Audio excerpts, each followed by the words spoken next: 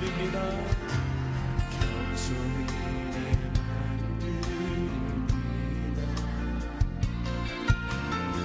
나의 모든 것 받으소서. 나의 마음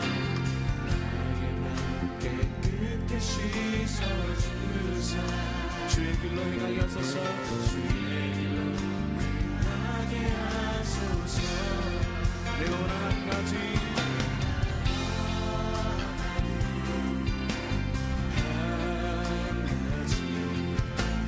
주님의 기쁨이 되는 것. 내가 원하는 한 가지 주님의 기쁨이 되는 것.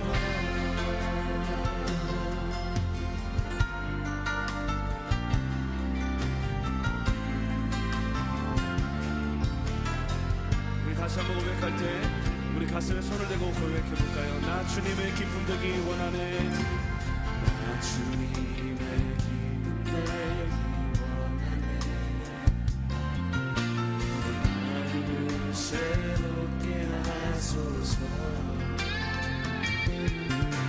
새로운 내가 되게 하여 주사. 주님의 빛 비추게 하소서. 내가 원하는 한 가지 내가 원하는 한 가지 주님의 기쁨이 되는 것. 내가 원하는 한 가지 주님의 기쁨이 되는 것. 겸손히 내 마음 드립니다. 겸손히 내 마음 드립니다. 나의 모든 것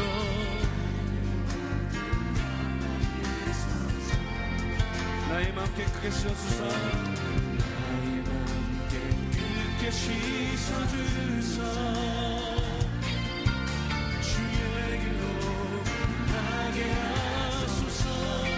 내가 원하는 한 가지 내가 원하는 한 가지 주님의 기쁨이 되는 것.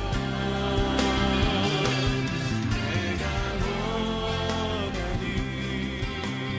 한 가지 주님의 기쁨. 우리 더 큰 손으로 고백합시다. 내가 원하는 한 가지 내가 원하는 한 가지 주님의 기쁨이 되는 것.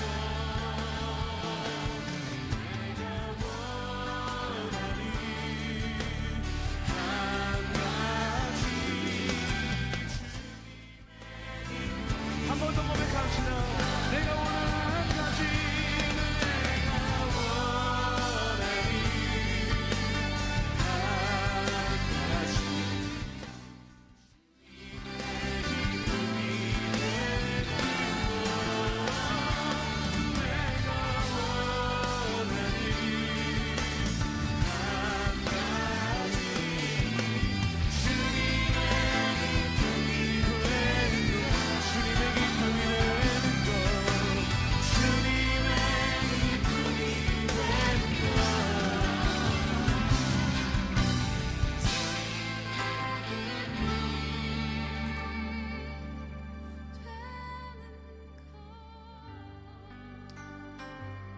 우리가 기쁨이 될 그 주님, 그 사랑하는 주님께 감사의 박수를 같이 드리겠습니다. 할렐루야. 우리 다 같이 일어나서 선심을 지금 찬양합시다.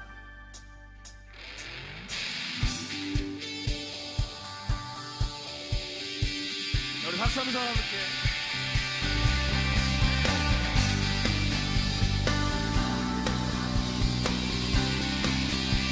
주신실하심 놀라워. 주신실하심 놀라워. 죄인의 마음은 드네. 자비의 물가로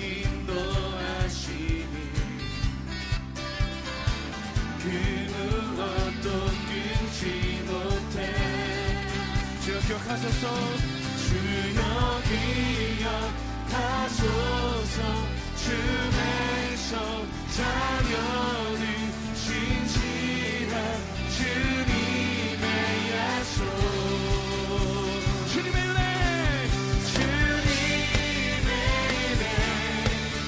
내게 넘치네 나를 향한 주 은혜 공의와 사랑 놀라워 공의와 사랑 놀라워 약한 자들을 쓰시네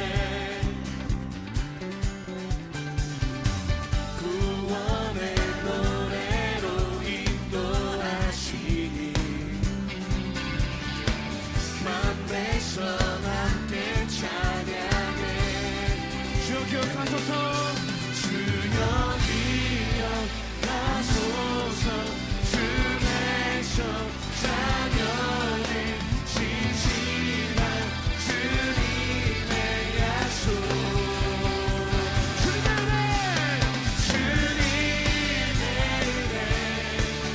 내게 넘치네 나를 향한 주 은혜 주님의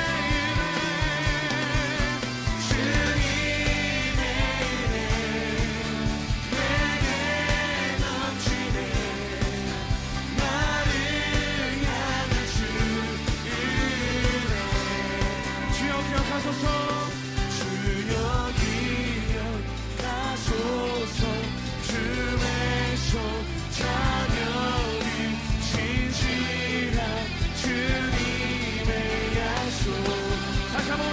기억하소서 주여 기억하소서 주의 성 자녀는 신실한 주님의 약속 우리 목소리로 주님의 은혜 주님의 은혜 내게 넘치네 나를 향한 주 은혜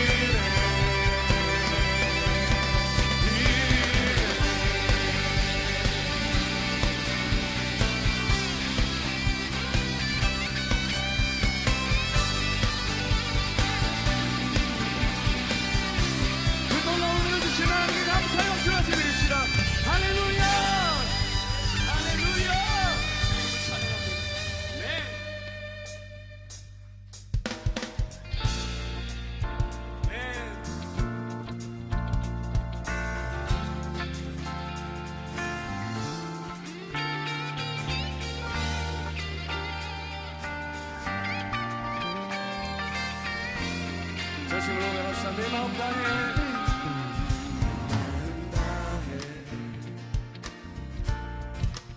주 이름 찬양해 주 사랑 기뻐 말로 다 못하네 주 앞서가며 길을 만드시는 주님 길을 만드시네 오직 내 삶을 영원히 주 찬양 내 맘에 힘이 되신 주 영원한 빛이 되신 주 내 모든 온 금이 주의 행하심 찬양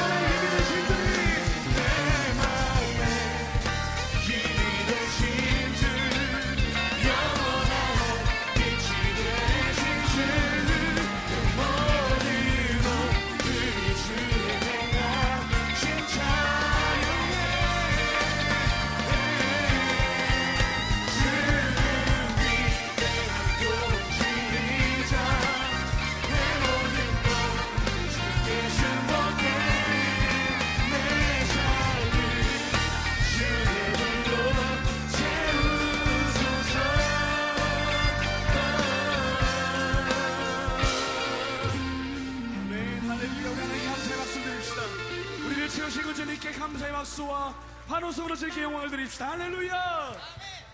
아멘. 자리에 앉아서 있게 하며 주 앞에 나아갑시다.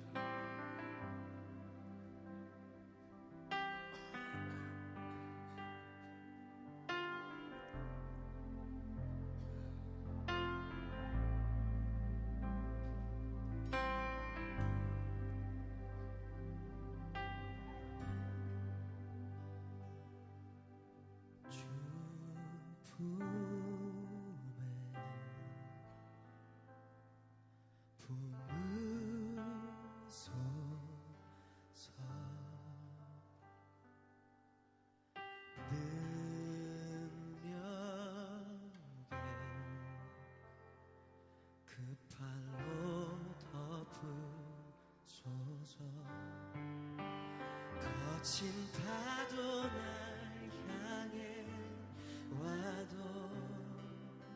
주와 함께 날아오르리. 폭풍 가운데 나의 영혼 잠잠하게 주를 보리라.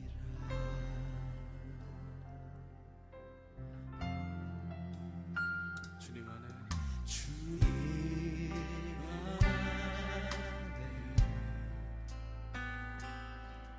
나 거하리.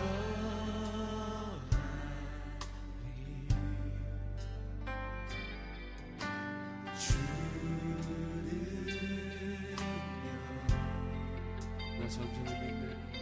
나 잠잠히 믿네. 거친 파도 날 향해 와도 주와 함께 날아오르니. 폭풍 가운데 나의 영혼 잠잠하게 주를 거친 파도 날 향해 와도 거친 파도 날 향해 와도 주와 함께 날아오르니. 폭풍 가운데 나의 영혼 잠잠하게 주를 보리라.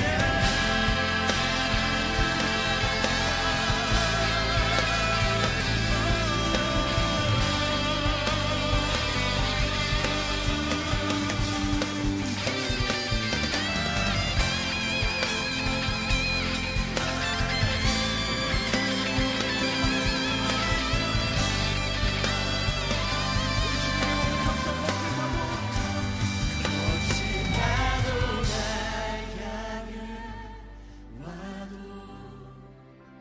주와 함께 날아오르니. 거품 가운데 나의 영혼 잠잠하게 주를 보리. 거친 파도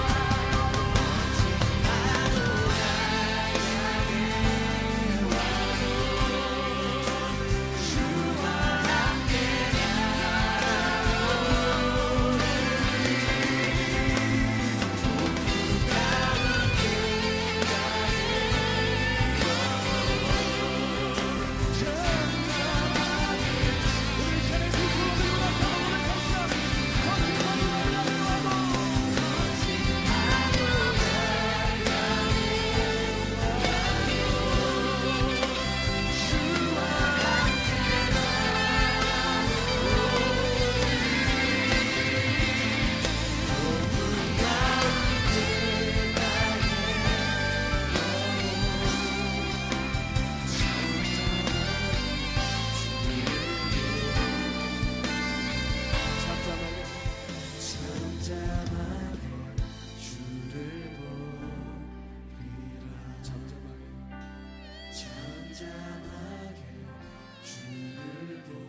우리 오른손을 높이 들고 고백해 봅시다. 거친 파도 날 향해 거친 파도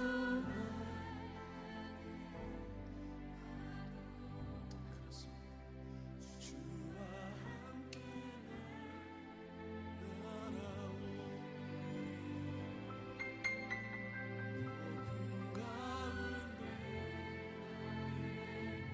폭풍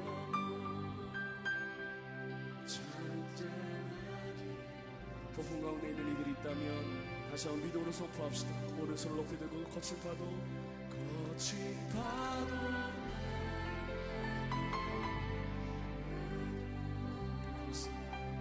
주와 함께 날아오리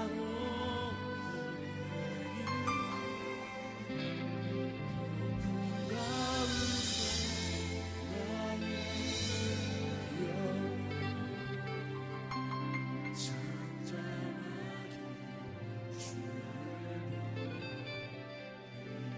잠잠하게 주를 보리라. 잠잠하게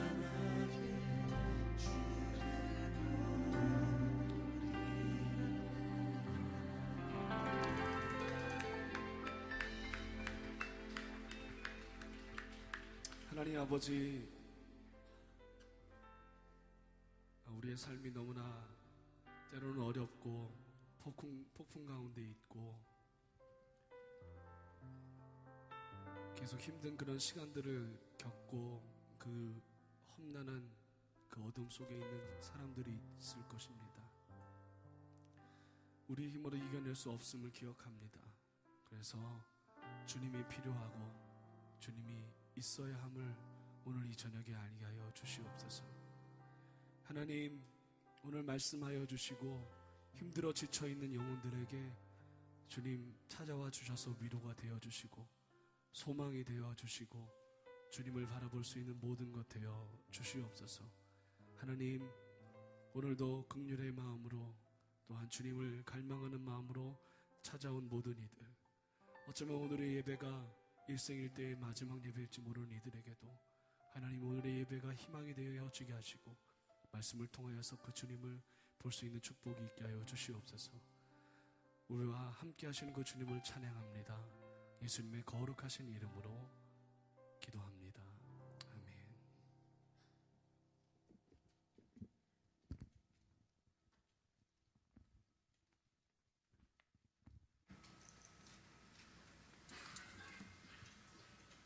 안녕하세요. 저는 커피소년입니다. 네, 이쪽, 네. 저와 같이 온 친구들이 있는데요. 이 친구들은 원두입니다. 원두 1, 원두 2입니다. 네, 짧은 시간이지만 제 목소리를 통해서 하나님의 음성이, 하나님의 마음이 전해지길 소원합니다. 첫 번째 곡, 이게 사랑일까라는 곡인데요. 여러분과 같이 만들어 갔으면 좋겠어요. 후렴 부분에 이게 사랑일까? 그 부분이 있는데 한 옥타브 낮춰서 이게 사랑일까? 로 따라해 주시면, 화답해 주시면 감사하겠습니다. 연습 한번 해볼게요. 이게 사랑일까? 이게 사랑일까? 감사합니다. 네, 뒷부분에 전조가 한번 되는데 당황하지 마시고 거기도 따라해 주시면 감사하겠습니다.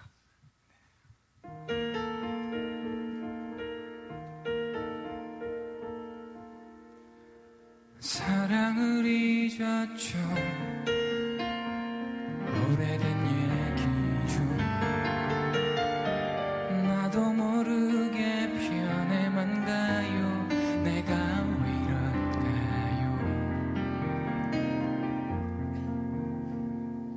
사는데 지쳐 모른 척했죠. 내가 왜 이럴까요?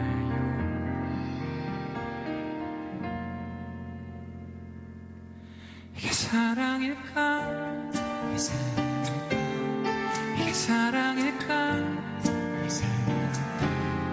아무것도 못하고 그냥 웃고 자꾸 가슴이 뛰고 이게 사랑일까? 이게 사랑일까? 잊고 살았는데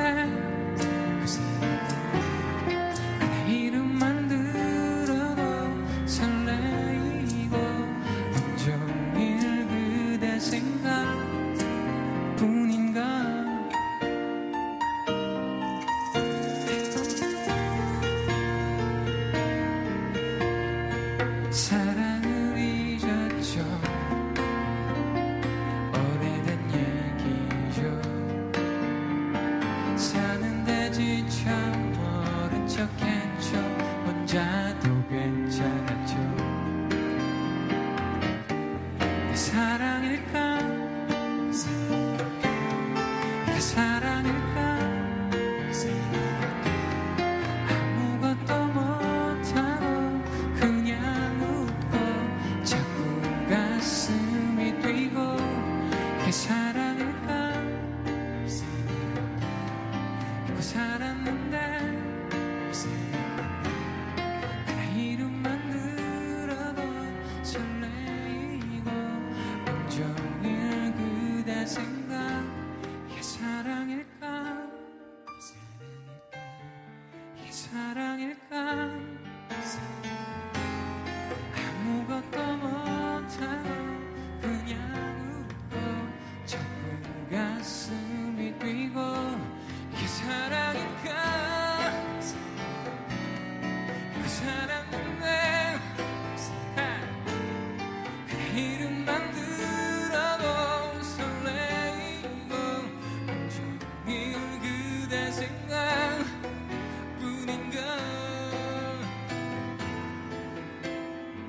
온종일 그대 생각뿐인가.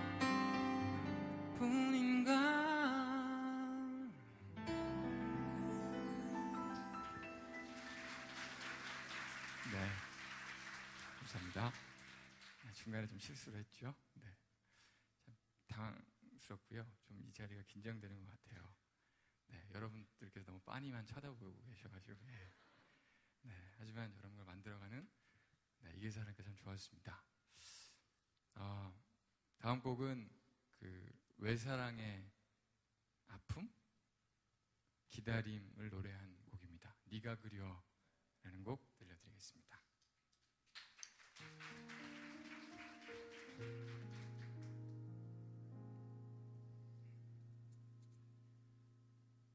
네가 그리워 내게 하는 말 언젠간 내게 올 거라고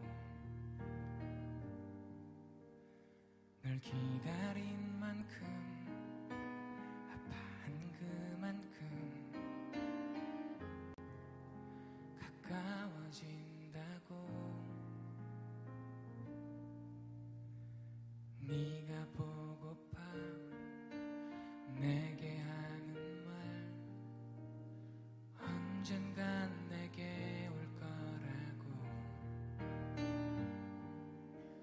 그땐 널 안으며 꼭 말할 거라고 보고 싶었다고 그 말보다 마음으로 알 수 있는 것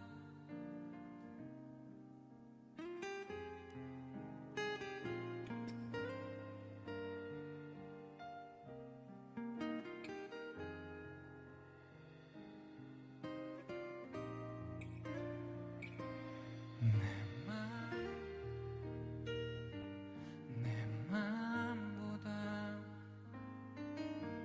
말로 표현할 수 없는 것 그리움의 크기 흘린 눈물의 무게 늘 빌린 생각의 시간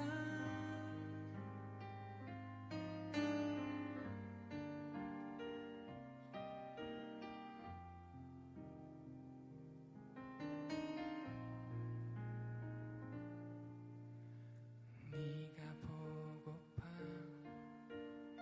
내게 하는 말 언젠간 내게 올 거라고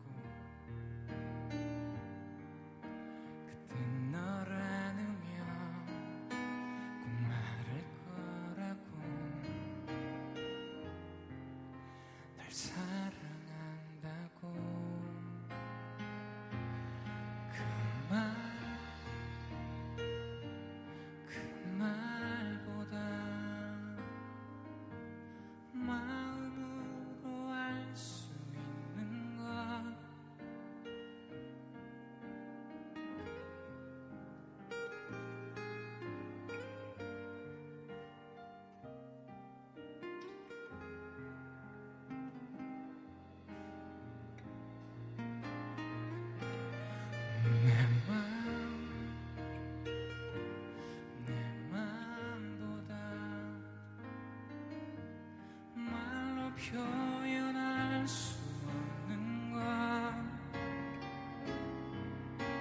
그리움의 크기 흘린 눈물의 무게 널 빌린 생각의 시간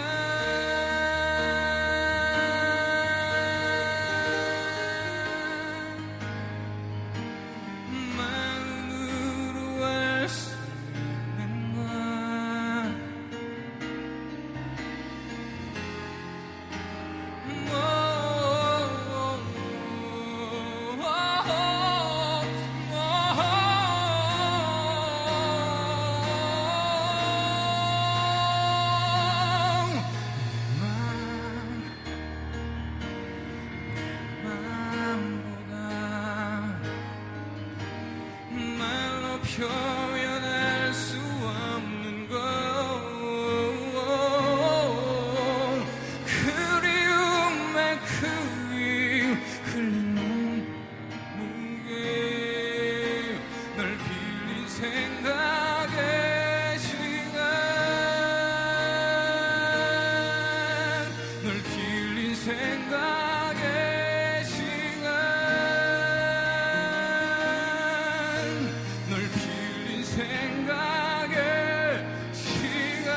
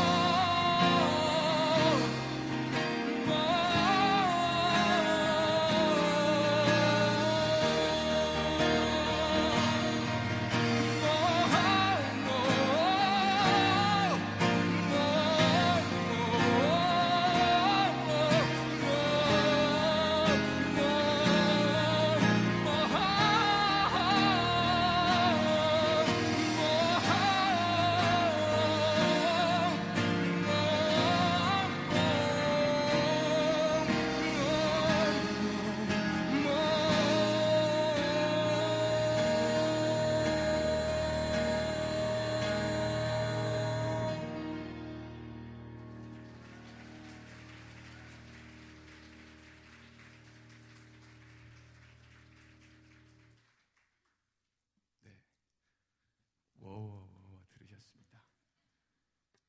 네, 다음 곡은요. 요즘에 10월이라고 참 결혼식 많은데요. 이 노래가 생각나더군요. 네, 제가 만든 노래지만 참 명곡이라고 생각합니다. 다음 노래 장가갈 수 있을까 들려드리겠습니다.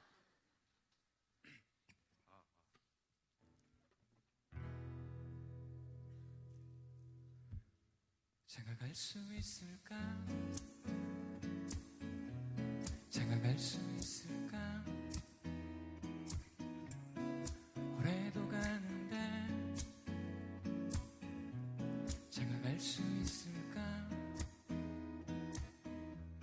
누굴 만난다는 건 어려운 일이야. 남일처럼 그렇게 장가갈 수 있을까? 내 친구들 하나둘씩 떠나가고 설마 했던 내 친구마저 떠난다. 운명적인 사랑도 잘 모르겠고 여자 마음은 진짜 모르겠다. 장가갈 수 있을까? 장가갈 수 있을까? 통장 잔고 없는데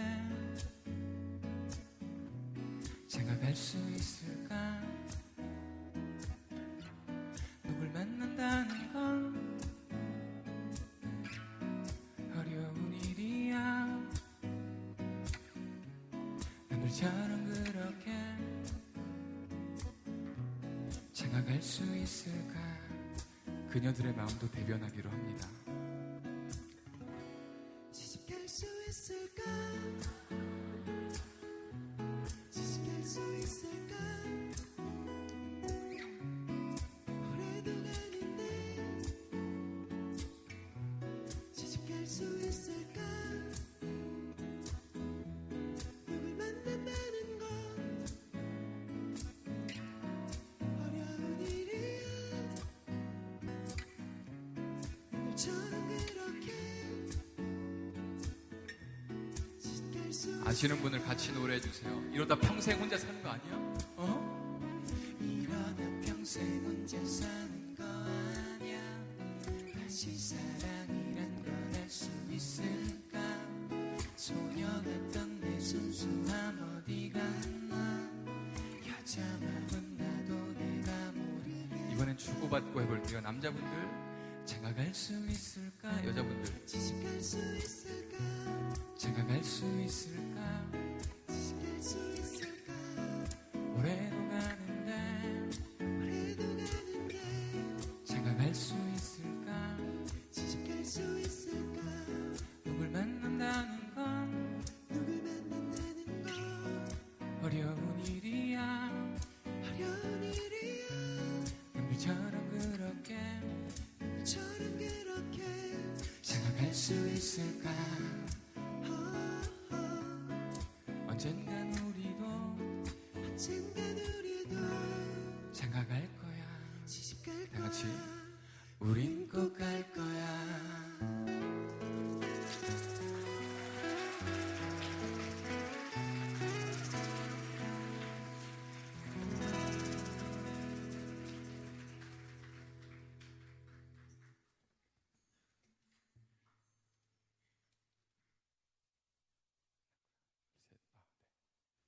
네. 다음 노래는 그대 내게 올 때, 그대 내게 올 때라는 노래입니다. 네, 이 곡이 마지막 곡이 될 것 같네요. 네. 네. 감사합니다. 호응해 주셔서. 네.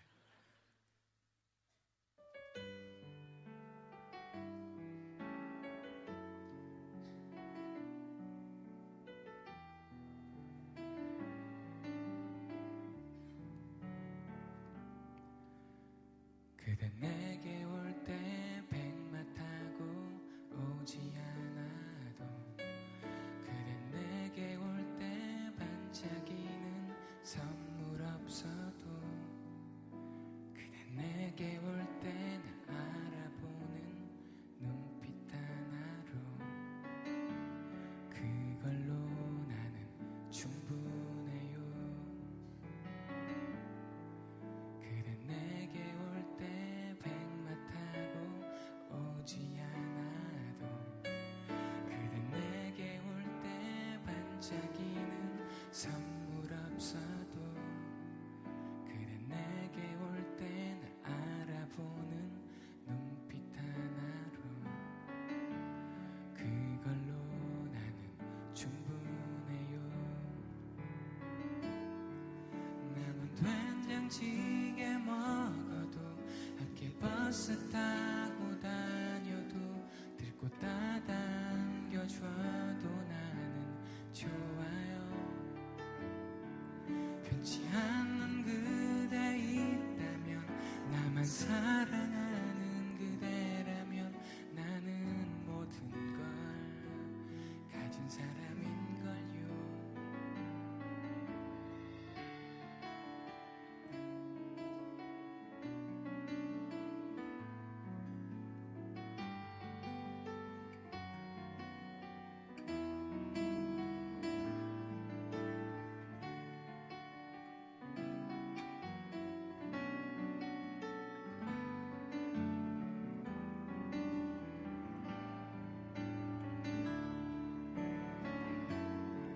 작은 모니터로 영화 보고 신김치 라면 먹어도 추리닝 입고 걸어도 나는 좋아요. 변치 않는 그대 있다면 나만 사랑하는 그대라면 나는 모든 걸 가진 사람인걸요. 그대 내게 올 때 고추장스런 이름 없어도 그대 내게 올 때 억지스런 부푼 꿈 없어도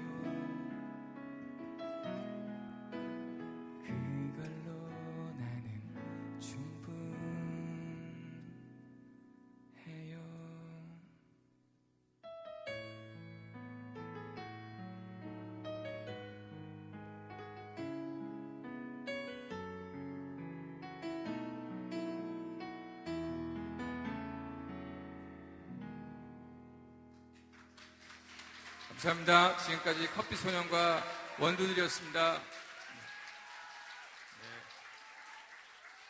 네. 네. 앵콜 하겠습니다. 감사합니다, 여러분. 네. 행복해. 네. 행복해라는 곡인데요. 행복해가 92번 나와요. 계속 반복적으로 나오니까 따라해 주세요. 입으로 노래할 때, 얘기할 때 참 그 힘이 생기는 것 같아요. 네. 좀 마음이 우울할 때 이 노래를 항상 생각하시면 좋을 것 같습니다. 행복해 들려드릴게요. 둘, 셋, 넷. 행복해, 행복해, 행복해, 행복해, 행복해, 행복해, 행복해, 행복, 행복해, 행복해, 행복해, 행복해, 행복해. 우리들 반겨준다 햇살로 적당히 그늘준다 나무도 인생은 너무나 아름다워 우린 행복해. 우리들 손잡고 걸어간다 랄랄라 노래하며 밝아준다 아무런 걱정도 없는 걸요 우린 행복해.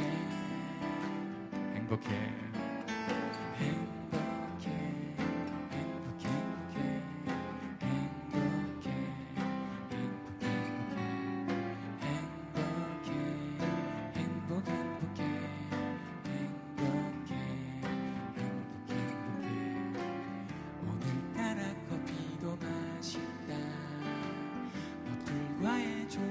절묘하다 우리처럼 얘네도 잘난다 따라쟁이 찌찌뽕 요요요요요요요 그런 눈으로 보지 마세요 부러우면 지는 거니까요 그 누가 뭐래도 우린 행복해 우린 행복해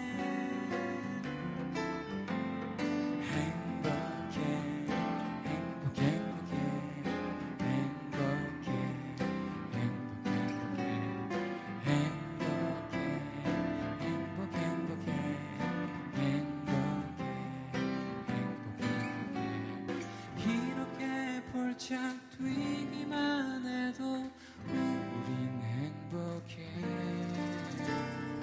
이렇게 살짝 까불기만 해도 우린 행복해 행복해 행복해 얼쑤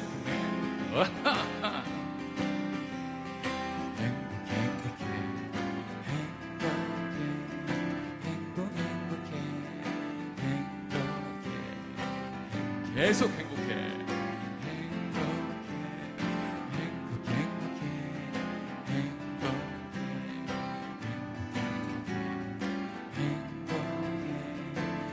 행복해, 행복해, 행복해. 율동도 있어요. 보여드릴까요?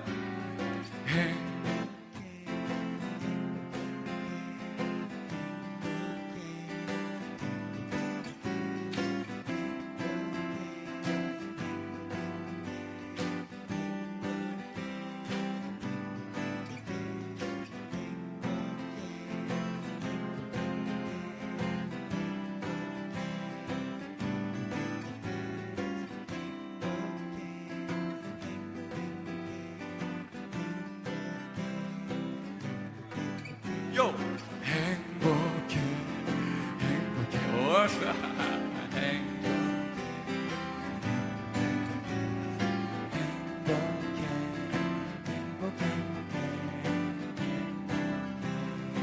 행복해, 행복해, 행복해, 행복해, 행복해, 행복해. 감사합니다. 항상 행복하세요. 네.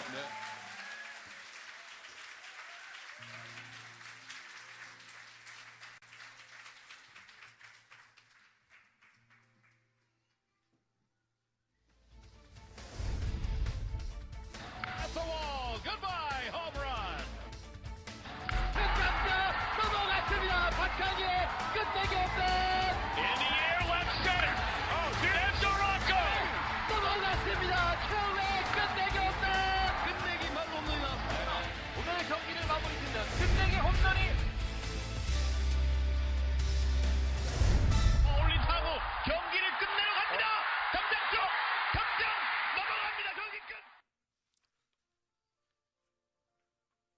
다시 한번 하나님 앞에 감사의 박수 올려드리도록 하겠습니다. 오늘 좋은 공연으로 우리 마음을 따뜻하게 해주신 우리 커피 소년에게도 다시 한번 격려의 박수, 감사의 박수. 우리 형제님 늘 오실 때마다 저는 어떤 생각을 하냐면 장가갈 수 있을까를 마음속 깊이 느끼지 않아도 되는 아저씨라는 사실이 이렇게 감사할 수 있구나라는 생각을 많이 해봅니다. 저는 여러분들이 시집갈 수 있을까를 그렇게 성령 충만한 모습으로 몰입을 하면서 부르는 모습을 보고 제가 저희 아내를 이제 21살 때, 저희 아내가 21살 때 만나서 3년 데이트하고 24살 때 납치해서 결혼을 했는데 그 철없던 아내가 너무 고맙다라는 생각을 합니다. 아마 여러분의 나이였으면 절대로 저 같은 사람을 선택하지 않았을 텐데 다 철없을 때 장가를 가야 되는데 오늘부터 시작되는 새로운 시리즈의 제목은 9회 말 투아웃이라고 하는 주제입니다. 야구 포스트 시즌이 한국에서도 시작이 될 거고 이제 미국에서도 시작이 됐는데 야구를 좋아하는 사람이라서 그런지 참 기발한 아이디어다라고 생각을 했습니다. 9회 말 투아웃이라고 하는 뜻은 무슨 뜻이냐면 경기가 다 끝났다라고 하는 그런 뜻이거든요. 그런데 야구의 묘미는 9회 말 투아웃에서도 역전이 일어날 수 있다라는 것이고 과연 우리의 인생 가운데 연출되는 이 9회 말 투아웃의 하나님의 뒤집기는 과연 어떻게 연출이 되는 건지 말씀을 나누면서 조금 은혜를 나눠보려고 합니다. 자, 우리 가슴에 손을 얹고 믿음을 고백하시고 여기 앉아있는 LG 넥센 팬들 용서하겠습니다. 모든 사람이 다 하나님의 뜻에 합한 삶을 살 수는 있는 건 아니니까 하나님의 팀을 응원하는 저로서 우리 팀의 유니폼을 저는 배에다 손을 얹고 그냥 하겠습니다. 저희 팀의 우승을 기원하면서 우리 믿음을 고백합시다. 하나님은 나를 사랑하십니다. 나는 그 사랑 안에 있습니다. 하나님은 오늘 나에게 말씀하실 것입니다. 그 말씀에 능력이 있습니다. 그 말씀에 생명이 있습니다. 나의 마음을 하나님께 열겠습니다. 나의 생각을 예수님께 집중하겠습니다. 들은 만큼 변합니다. 들은 만큼 행복해집니다. 수영으로 영국과 프랑스를 연결하고 있는 도보 해협을 건너기를 도전하는 분들이 있습니다. 그런데 성공자와 실패자의 사례를 조사를 해보니까 그들의 성공과 실패 이유는 수영의 실력과는 별로 상관이 없었다라는 결과가 나왔습니다. 그 지역이 안개가 많이 끼는 지역이기 때문에 이 눈으로 볼 수 있는 거리가 얼마나 되느냐에 따라서 사람들이 실패하고 좌절하고 실패하고 성공하고가 결정이 되는 일이 많았다라고 합니다. 실제로 종착지가 얼마 남지 않았는데도 불구하고 안개가 자욱해서 앞이 잘 보이지 않는 상황에서는 수많은 도전자들이 옆에서 격려하는 사람들의 말에도 불구하고 자기들이 도착지를 볼 수 없었기 때문에 스스로 포기하는 일이 굉장히 많았다고 합니다. 가능성이 눈에 보이지 않으면 사람들은 좌절하고 절망한다라고 하는 것을 보여주는 정말 좋은 케이스라 생각이 됩니다.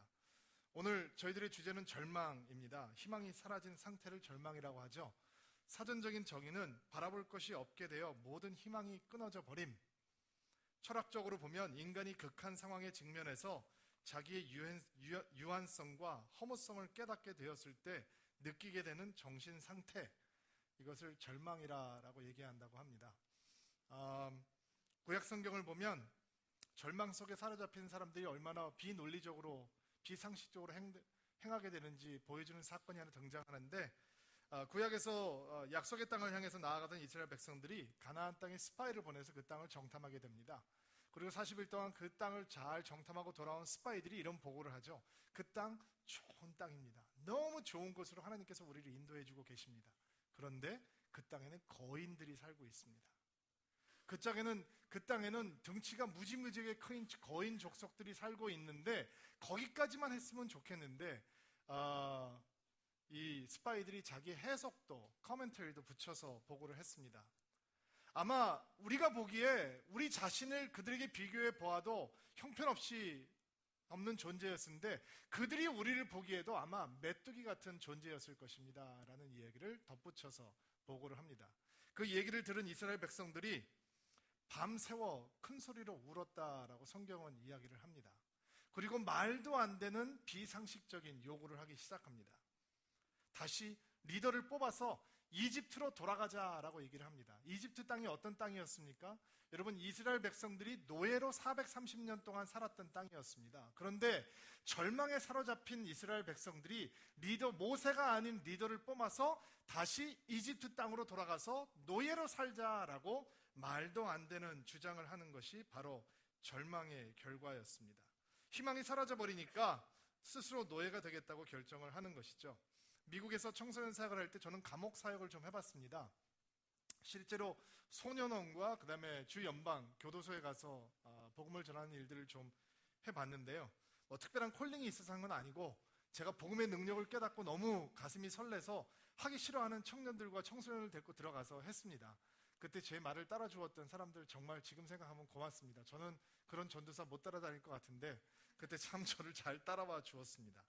제가 채플린의 요청에 의해서 거기에 gat혀있는 청소년들 그리고 혹은 어른들을 상담할 수 있는 신앙 상담을 할 수 있는 기회가 좀 있었는데요. 제가 만난 죄수들은 한결같이 다 자기의 이야기를 하고 싶어 했습니다. 제 이야기를 듣고 싶어 하지 않고 자기의 이야기를 쏟아놓고 싶어 하더라고요. 그리고 그 이야기들을 들어보면 공통 분모가 있더라고요. 공통 분모는 뭔지 아세요? 자기들이 이렇게 된 건 희망이 없었기 때문에 이런 길을 갈 수밖에 없었다라는 얘기였습니다. 자기들이 사는 동안 너무 희망과 소망이 없는 삶을 살았기 때문에 자기들은 그것이 범죄인 줄 뻔히 알면서 그런 선택을 할 수밖에 없었다라고 자기의 인생을 나누는 것을 보았습니다. 여러분, 절망을 원하는 사람은 없습니다. 누가 인생에서 절망이라고 하는 것을 환영할 수 있겠습니까? 그러나 실패가 거듭되다 보면, 낙심이 거듭되다 보면, 좌절이 거듭되다 보면 절망이라고 하는 인생의 동반자가 우리 가까이에 붙어버립니다.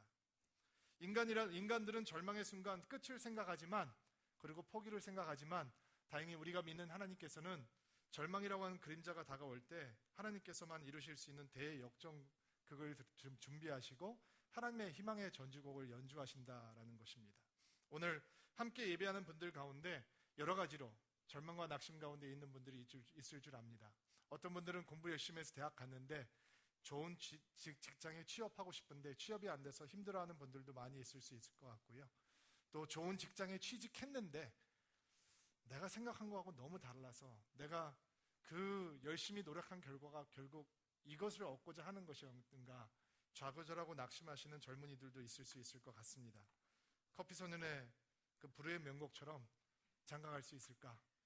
시집갈 수 있을까? 나는 부모님께서 전세도 못 해주시는데 아파트도 얻을 돈이 없는데 은행에 잔고 없는데 나이는 자꾸 들어가고 내가 결혼할 수 있을까? 이런 생각을 가지고 계시는 분도 없지 않아 있을 수도 있다라는 생각을 해보았습니다.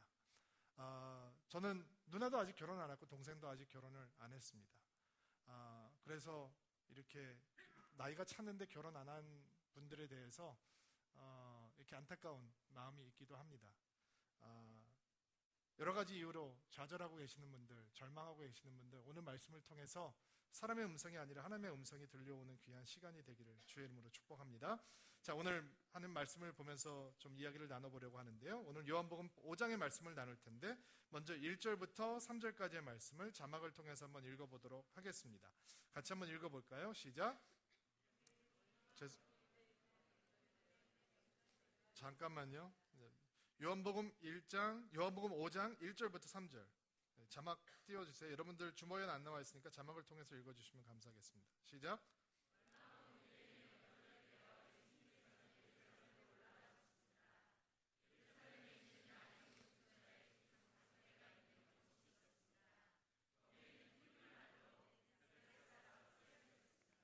이곳에는 병약한 사람들, 안 못 보는 사람들, 걷지 못하는 사람들, 다리를 저는 사람 등 많은 병자들이 누워 있었습니다. 예루살렘 근처에 베데스다라고 하는 연못이 있었는데 그 연못에는 온갖 병자들이 모여 있었다라고 이야기를 하고 있습니다. 베데스다라고 하는 이름의 뜻은 은혜의 집이다라고 하는 뜻입니다. 근데 그 은혜의 집이라고 하는 연못 가운데 사람들이 왜 이렇게 병자들이 많이 몰려 있느냐? 사실 여러분이 가지고 계시는 쉬운 성경에는 4절이 빠져 있는데요. 옛날 우리가 보던 개역 성경이나 영어 성경에는, 개역 성경에는 4절이 포함이 되어 있고요. 영어 성경에는 괄호 속에 포함이 되어 있습니다. 내용은 이런 것입니다. 천사들이 내려와서 물을 휘젓고 가는데, 그 휘젓고 갔을 때 제일 먼저 그 물속에 들어가는 사람이 고침을 받을 수 있었다라고 하는 사실이 괄호 속에 들어가 있습니다. 왜 쉬운 성경에는 빠져 있고 영어 성경에는 괄호 속에 들어가 있느냐? 여러분, 이 성경이라고 하는 것이 오리지널 본이 없는 거거든요. 카피본들이 남아 있는 거예요.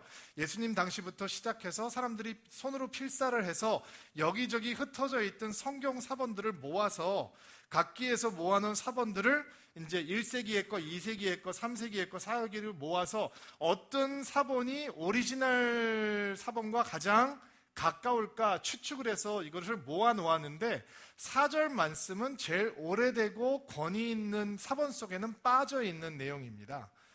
그런데 아마 1세기부터 있었던 성경 필사본들 가운데 이 베데스다 연못에 대해서 유대 사회에 퍼져 있던 그런 전설 같은, 신화 같은 일들을 이제 기록을 해 놓았던 것 같아요. 그래서 그것이 들어가면 이 성경을 이해하기가 조금 쉽기 때문에 집어넣기는 넣었는데, 굉장히 중요한 이 필사본들에게서는 그것이 빠져 있으니까 권위적인 번역본을 선택할 때는 그 내용이 빠져 있는 거고요. 괄호 속에 들어가 있는 것이기도 합니다. 자, 병자들이 왜 베데스다 연못에 모여 있느냐?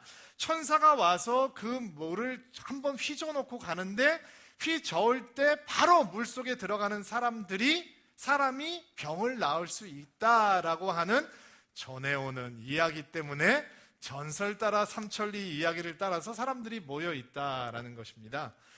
생각해보면 굉장히 흥미로운 이야기죠.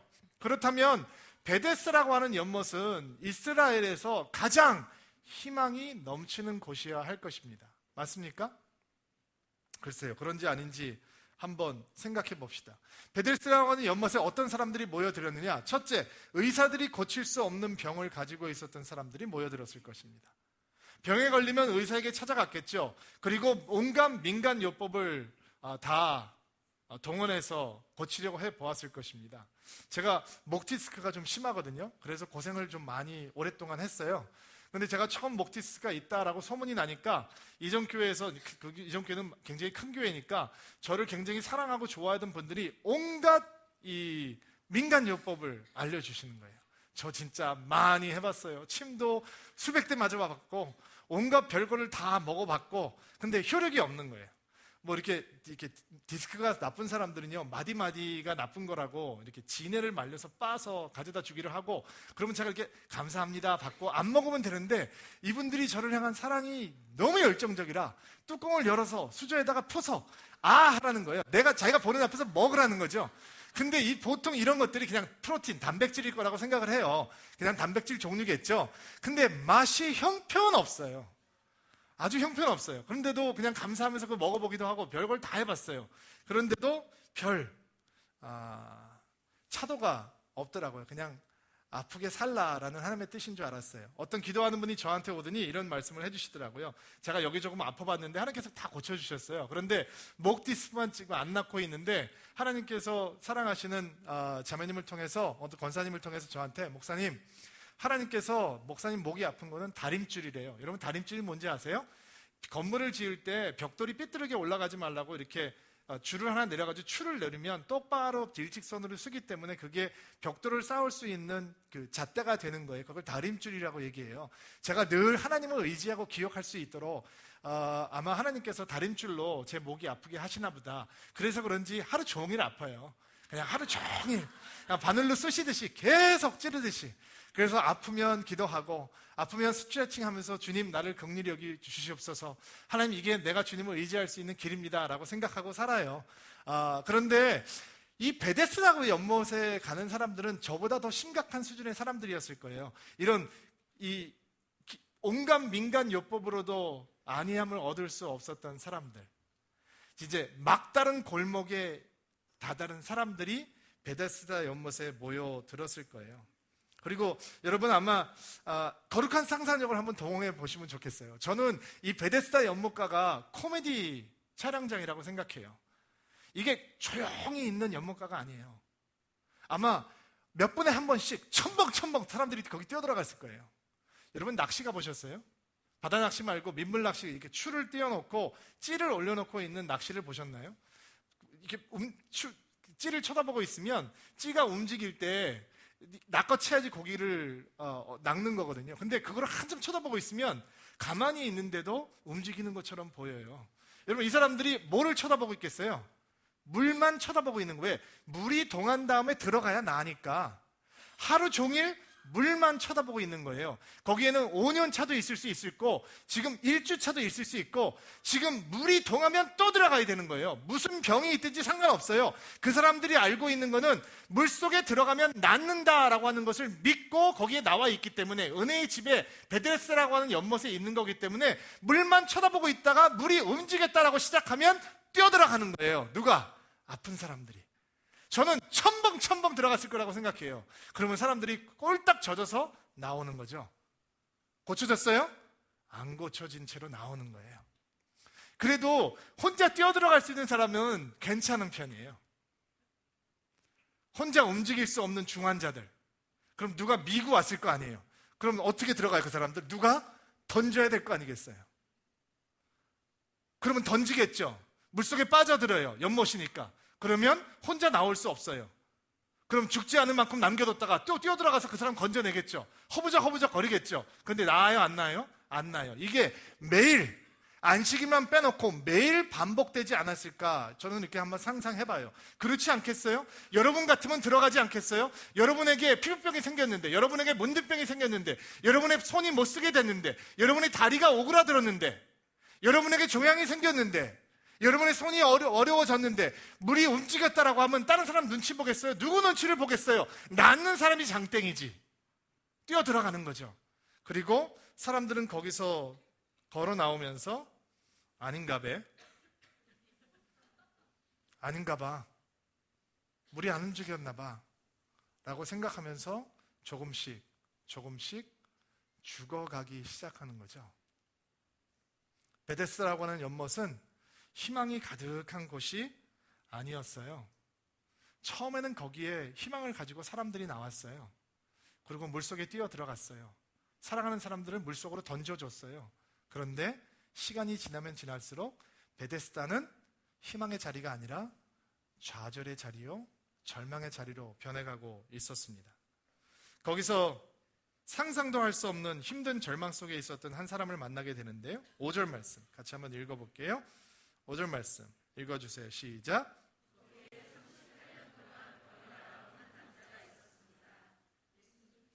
자, 거기에 38년 동안이나 병을 앓아오고 있던 사람이 있었다라는 것입니다. 또 한번 상상을 해봅시다. 그가 왜 베데스다에 나와 있었겠습니까? 당연히 병을 고치기 위해서입니다. 어떻게 병을 고칩니까? 천사가 물을 휘어잡고 놓고 가면 거기에 가장 먼저 들어가는 사람이 고침을 받을 수 있는 것입니다. 그는 침상에 누워있는 불구자였기 때문에 혼자 올 수 없었을 것이고, 누군가가 그를 도와서 물속으로 집어넣어 줄 사람들과 함께 왔을 것입니다. 그런데 오늘 사건을 보면 그는 주변에 도움을 줄 수 있는 사람들과 함께 있지 않습니다. 그는 혼자 누워 있었습니다. 38년 동안 그도 수도 없이 물속에 빠져보았을 것입니다. 그리고 숨을 참으면서 허우적거리면서 그가 노침을 받을 수 있다고 생각했을지 모르겠습니다. 그러나 한 번도 물속에 빠져든 다음에 나올 때 그 사람의 기대감을 충족시킨 적은 단 한 번도 없었던 것입니다. 처음에 몇 번에는 다음에는 이라고 하는 기대감을 가지고 빠져들었겠지만 그것이 1년, 5년, 10년, 15년, 20년, 38년 동안 계속되면서 그는 더 이상 물속에 들어가고 싶은 마음도 잃어버린 그런 낙심과 좌절과 절망 가운데 사로잡힌 사람이 되었을 것입니다. 어느 순간부터 이 38년 된 병자뿐만 아니라 베데스다 연못에 모여있던 모든 사람들은 병이 나올 수 있다라는 것을 잊은 채 그냥 철없이 그 연못에 뛰어들어가는 초보자들을 바라보면서 나도 옛날엔 그랬어. 너도 곧 바뀔 거야. 너도 이제 가만히 멍하니 쳐다보고 있는 인생이 될 거야 라고 생각하며 살았는지도 모르겠습니다. 어느 순간부터 기대할 수 있는 기능을 상실하게 되었던 이 병자, 그는 모든 희망을 다 잊게 되었습니다. 그의 인생은 진짜 9회 말 투아웃입니다. 끝날 것 같습니다. 그런데 거기서 하나님께서 대역전을 준비하고 계셨습니다. 6절 말씀 한번 볼까요? 6절 말씀 읽어주세요. 시작.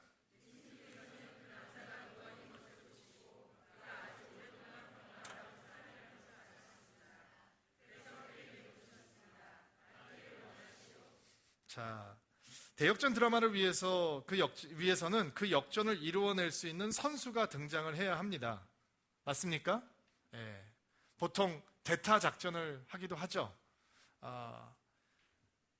우리는 그 역전을 이뤄낼 수 없습니다. 여러분 인생에는 대타가 필요합니다. 그 대타가 예수님이라는 분이십니다.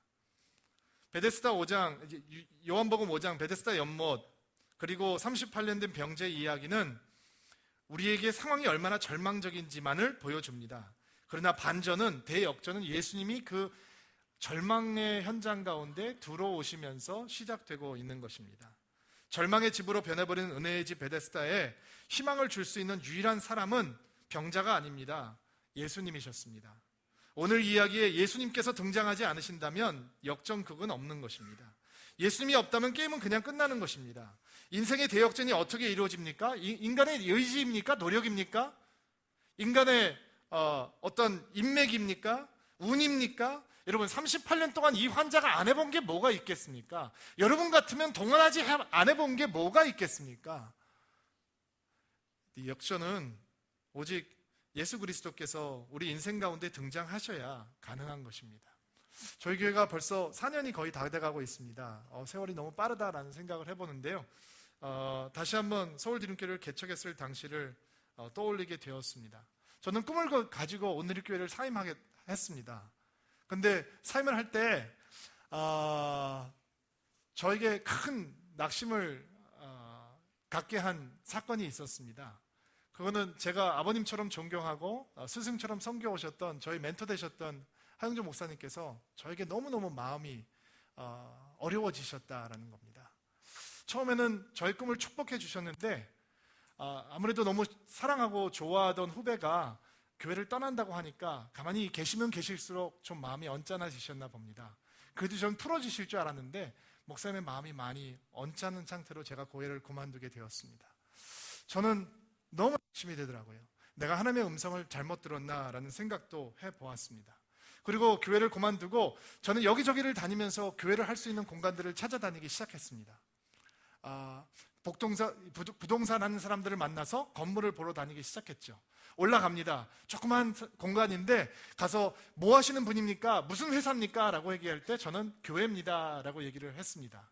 그러니까 부동산 하는 분들이 인상이 싹 바뀌더니 교회는 안 됩니다. 그리고 보여주지 않고 그냥 내려오는 거예요. 수도 없이 경험을 했습니다. 제가 운동화 신고 교회를 개척하고 싶은 데를 발이 아프도록 다니면서 밤늦게 다니면서 얼마나 많이 좌절을 했는지 모릅니다. 교회를 집어넣고 싶은 곳에서는 교회를 안 주겠다고 얘기를 하고, 교회가 들어와도 좋다라고 하는 것은 어떤 것이었냐면 퇴폐업소와 함께 거주해야 되는 건물, 그리고 러브 호텔이 모여있는 골목 안에 있는 건물, 성도들, 특히 여자 성도들이 밤에 기도 모임하고 돌아가기에는 너무 위험한 먹자 골목 가운데, 이런 데밖에 없었습니다. 근데 하나님께서 빛을 주시는지 어느 분을 통해서 목사님 저희 사무실이 조그만 것이 하나 났는데 거기 와서 기도 모임을 시작하시죠. 얼마나 성경 같은 얘기였는지 모르겠어요. 그래서 거기를 찾아갔습니다. 정말로 저희가 쓸 수 있는 작은 공간이었습니다. 여기서 신도현 목사와 제가 기도하면 되겠다. 하나님께서 보내주시는 사람들 몇 사람과 성경 공부를 하면서 교회를 개척하면 되겠다. 근데 그것도 길이 막히고 저희들이 갈 수 있는 공간은 아무 데도 없었습니다. 너무 낙심이 되더라고요. 절망이 되더라고요. 그리고 찾아다닙니다. 그리고 그렇게 돈이 비싼지 몰랐습니다. 저희들에게 있는 돈은 신도현 목사님이 가지고 있는 퇴직금과 제가 가지고 있는 퇴직금이 전부였습니다. 어떻게 해야 될지 모르겠더라고요. 하나님께서 저희들에게 음성을 주신 것이 있어서 하나님께서 저에게 분명히 말씀을 하셨습니다.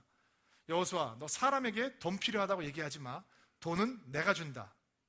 그리고 하나님께서 제가 그것을 불순종했을 때 그것을 강권적으로 막으시는 역사를 제가 여러 번 체험했습니다.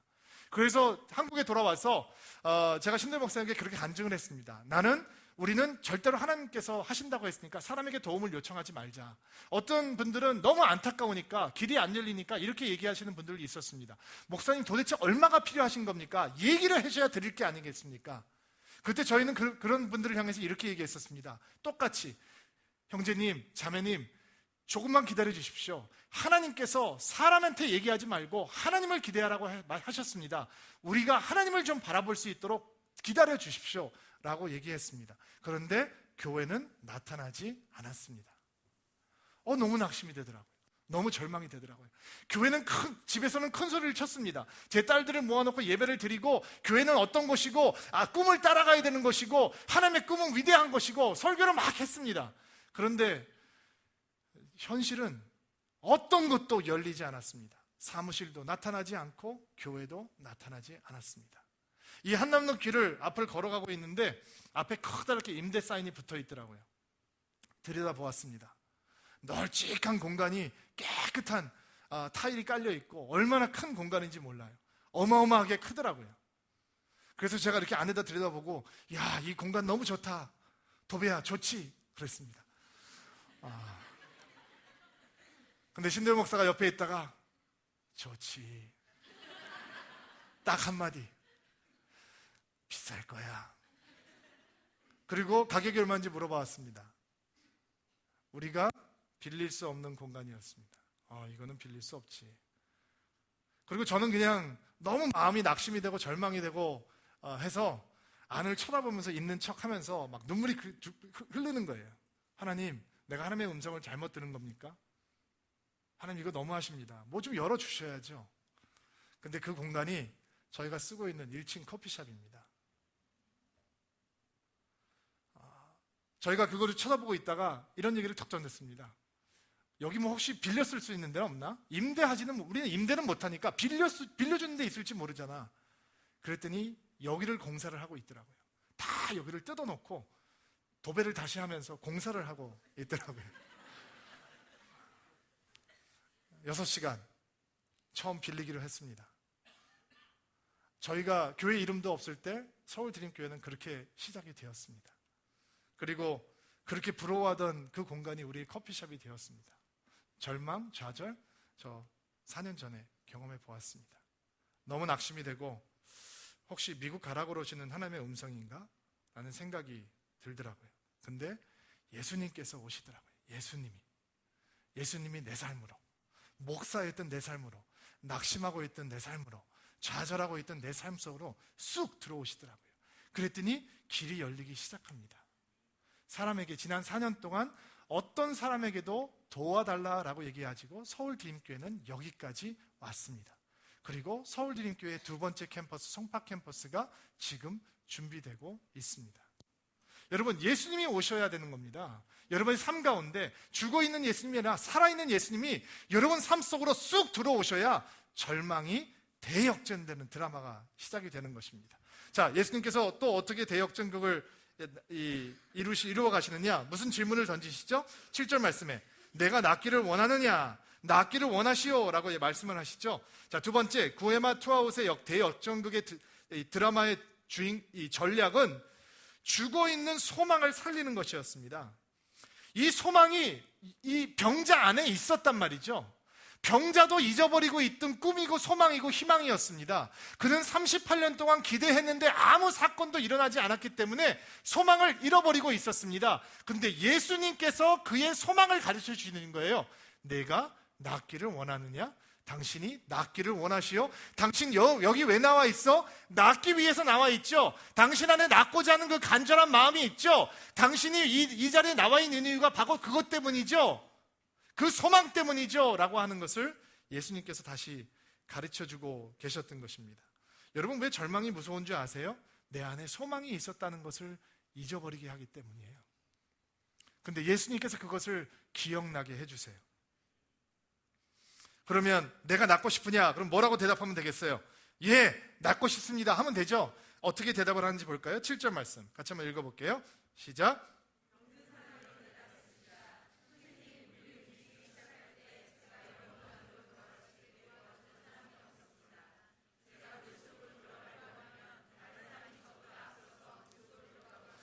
예, 38년 된 병자의 말은 절망 그 자체죠. 그냥 낳고 싶습니다 하면 되는데 물이 움직이면 다른 사람이 먼저 들어가요. 나를 연못 안으로 돌아가게 도와줄 수 있는 사람이 없어요. 징징거리고 그냥 상처투성이의 말만 하는 거죠. 여러분, 절망 속에 이 절망의 노예가 돼버리면 늘 상황을 비판하고 남을 비난하고 내 탓이 아니라 남의 탓이라고 얘기하는 인생으로 전락하게 됩니다.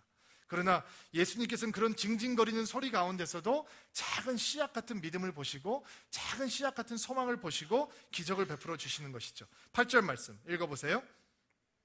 그때 예수님께서 말씀하셨습니다. 일어나서 당신의 침상을 들고. 자, 예수님의 강력한 역전의 드라마가 완성이 되는데 역전의 드라마는 세 명령어를 통해서 이루어졌습니다. 일어나라, 침상을 들어라, 그리고 걸어가라 라고 하는 말씀입니다. 일어나라 라고 하는 것이 무슨 뜻이냐? 38년 동안 누워있던 인생이었잖아요. 근데 예수님께서 이제 그렇게 무기력하게 누워있던 인생이 되지 말고 그 저주와 절망의 자리에서 이제 믿음으로 일어나 보아라. 너의 치욕의 자리였던 침상을 들어라, 박차라, 그리고 걸어가라 라고 말씀을 하시는 거죠. 근데 이렇게 말씀을 하셨을 때 8절 말씀에 보니까 9절 말씀에 보니까 그 즉시 그 남자는 병이 나았다라고 얘기했어요. 예수님께서 그렇게 말씀을 하실 때 이미 치유가 이미 나왔다는 거예요. 그가 누워있어요? 일어나 있어요? 누워있어요. 그가 움직이고 있어요? 움직이지 않고 있어요? 움직이지 않고 있어요. 근육이 움직일 수 있어요. 근데 그는 그 38년 동안 근육을 움직이지 않고 살았어요. 기적이 일어났는데도 그냥 누워만 있는 거예요. 자, 그에게는 이제 선택이 남아있죠.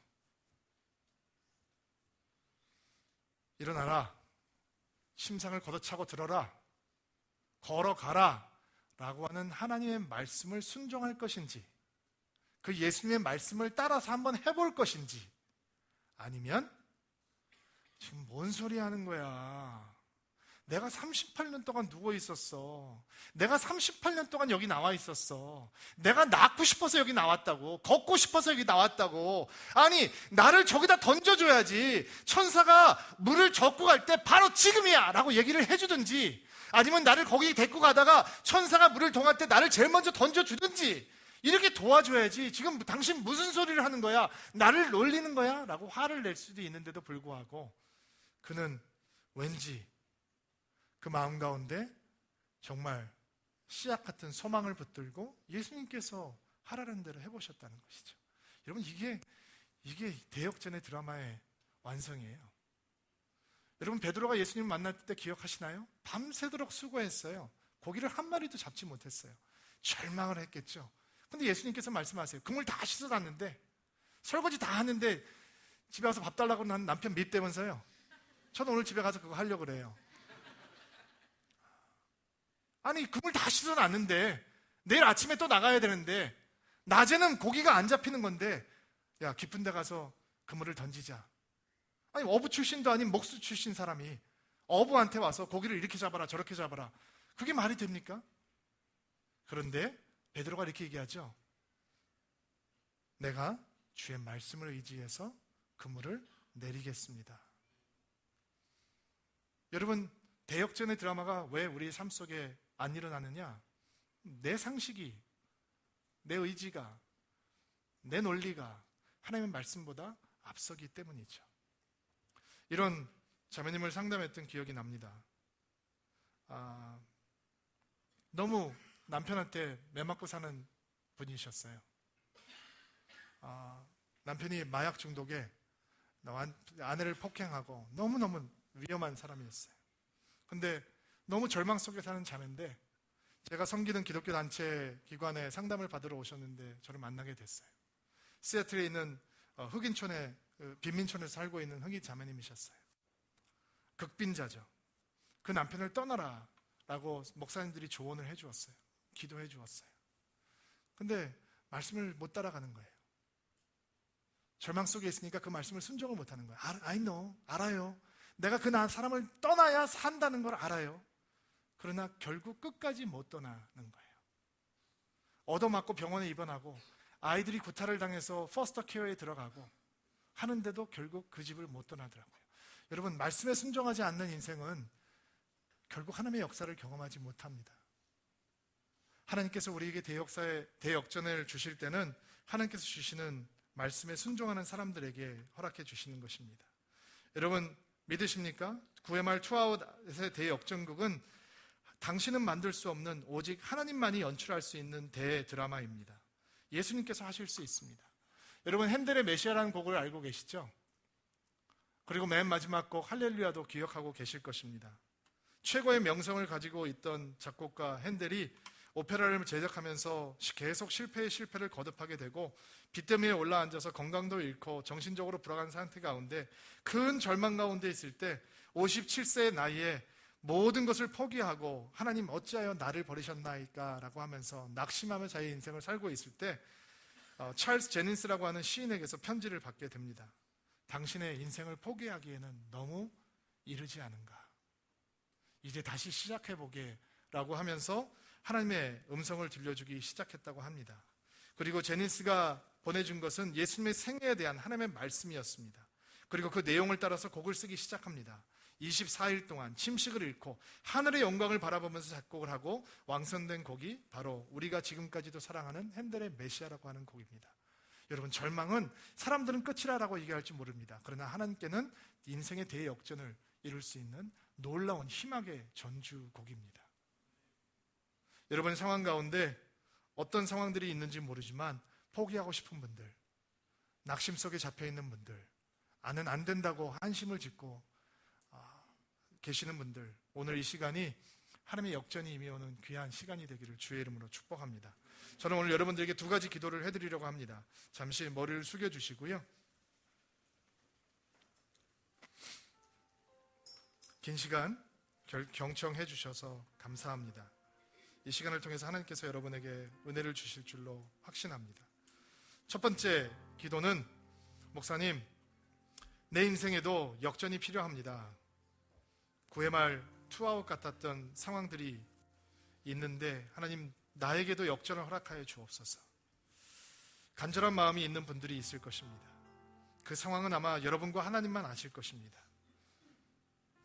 그 기도가 필요한 분들은 조용히 가슴에 손을 얹으시기 바랍니다. 나에게도 하나님의 역전이 필요합니다, 예수 그리스도의 역전이 필요하다고 하는 분들, 가슴에 손을 얹고 기다리십시오. 여러분을 위해서 기도하겠습니다. 하나님, 가슴에 손을 얹고 기도하는 성도들, 자신의 힘으로 자기가 처해 있는 상황을 헤쳐나갈 수 없는 성도님들, 주께서 긍휼히 여기시고 그 인생에 하나님의 소망이 임해오게 하시고 하나님의 사랑이 임해오게 하시고 하나님의 은혜가 임해오게 하시고 주 예수 그리스도의 대역전의 드라마가 일어날 수 있도록 도와주옵소서. 절망의 자리를 박차고 믿음을 가지고 걸어나가는 인생 될 수 있도록 도와주옵소서. 손 내리시고요. 두 번째, 여러분을 위해서 초청하려고 합니다. 목사님, 나는 역전이 필요합니다. 그러나 내 인생에 예수 그리스도가 아직 들어오시지 않은 것 같습니다. 내 인생에 예수 그리스도께서 들어오셔야 합니다. 나는 예수님께서 내 인생 속으로 들어오실 수 있도록 내 마음 가운데, 내 삶 가운데, 내 인생 가운데 초청하기를 원합니다. 주 예수님, 내 인생 가운데 들어와 주옵소서. 그리고 나에게 놀라운 역전의 드라마를 연출하여 주옵소서. 기도하기 원하시는 분들 조용히 가슴에 손을 얹으시기를 바랍니다. 하나님, 가슴에 손을 얹은 분들 삶 가운데 주께서 조용히 임재하여 주옵소서. 우리는 우리 스스로의 역전의 드라마를 연출할 수 없습니다. 주님의 도우심이 필요합니다. 주님의 도우심을 간구하는 인생들에게 주님 찾아가 주옵소서. 예수님에 대한 믿음이 확실히 없는 분들에게는 믿고자 하는 마음을 주시고, 내가 믿고 있다고 하는 확신도 허락하여 주시고, 주님에 대한 믿음이 더 견고해져서 하나님 그 인생을 역전시키는 주 예수 그리스도의 은혜를 초청하는 은혜도 있게 도와주옵소서. 예수님의 이름으로 기도하옵나이다. 아멘. 오늘 시간에는 우리 드림 헌금이 있는 시간입니다. 귀한 헌금을 같이 드리면서 또 주님 찬양하면서 주 앞에 나가겠습니다.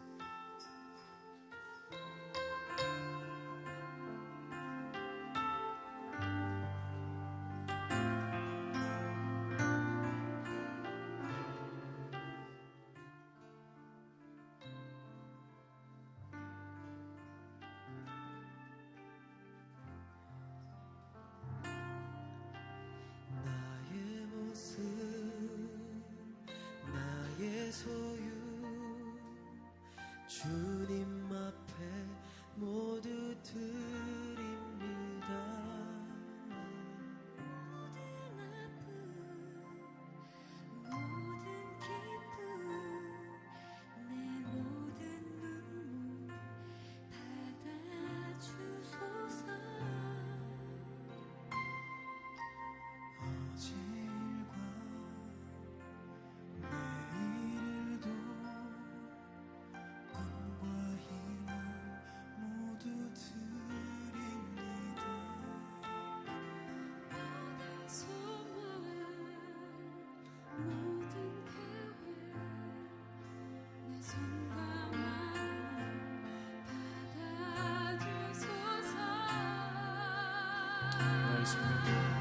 나의 생명을 드리니 주 영광 위하여 사용하옵소서. 내가 사는 날 동안에 주를 찬양하며 기쁨의 제물 되리. 나를 받아주소서. 다시 한번 나의 생명을 드리니 나의 생명을 드리니 주 영광 위하여 사용하옵소서. 내가 사는 날 동안에 주를 찬양하며 기쁨의 제물 되리. 나를 받아주. 오늘 이 시간에 다 같이 일어나서 고백합시다.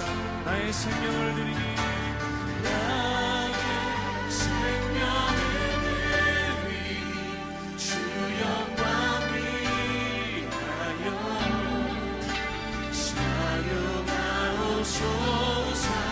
내가 사는 날 동안에 주를 찬양하며 기쁨의 제물 되리. 나를 받아주소서. 나를 받아주소서.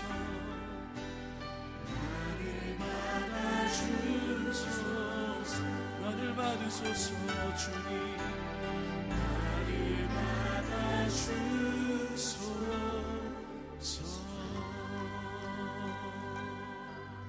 주님,